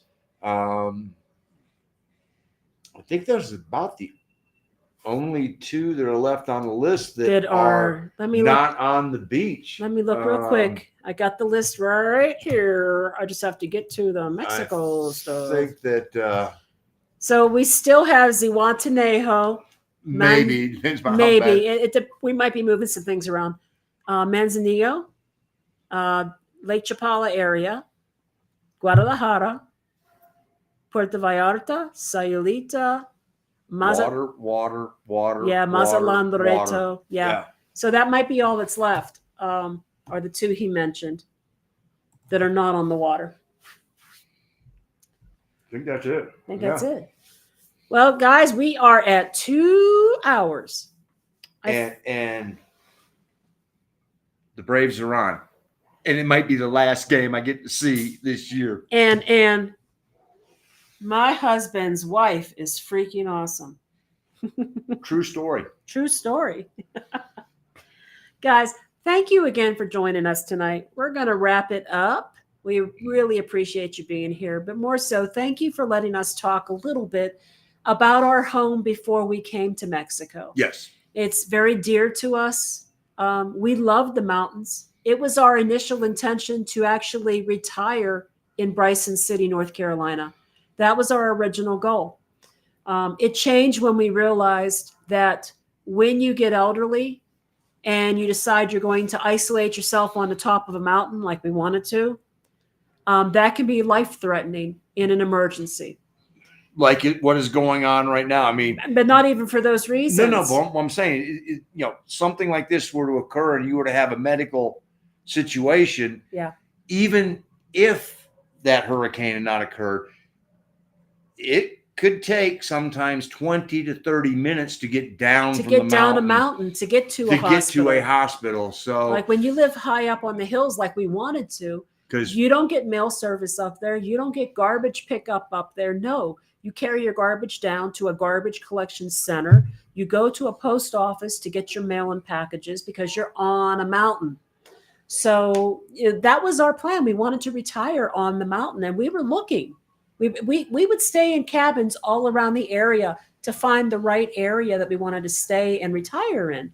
And we settled on the Bryson City area for the most part, maybe Almond, but Bryson City was it. One side of the lake, other side of the lake.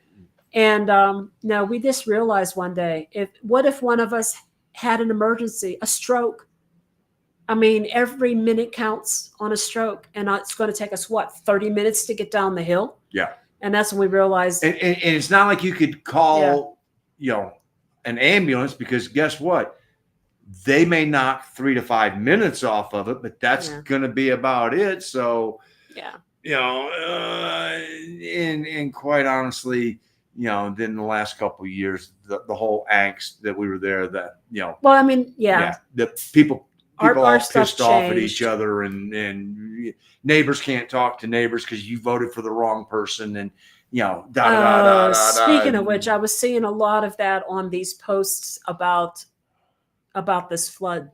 There were people who would take every opportunity they could to throw out their politics, and this tragedy for these people has nothing to do with the damn politics. Not at all. There wasn't a D or an R No. next to the name Helene. It was a hurricane. Yeah. It happened. Yeah. What it takes is all of us to put together to help these people. Yeah. And it doesn't matter the people you're helping. We don't give a rat's butt who they're voting for. We're there to help. Absolutely. And that's what we do. And you know, the whole wow, if this person hadn't done that, oh bullshit. You know, it's I'm going to type something for a minute just to see what happens here, because we're not seeing, if you guys are commenting on things, we're not seeing it. And that didn't show up. And my thing didn't show up either. What is going on here?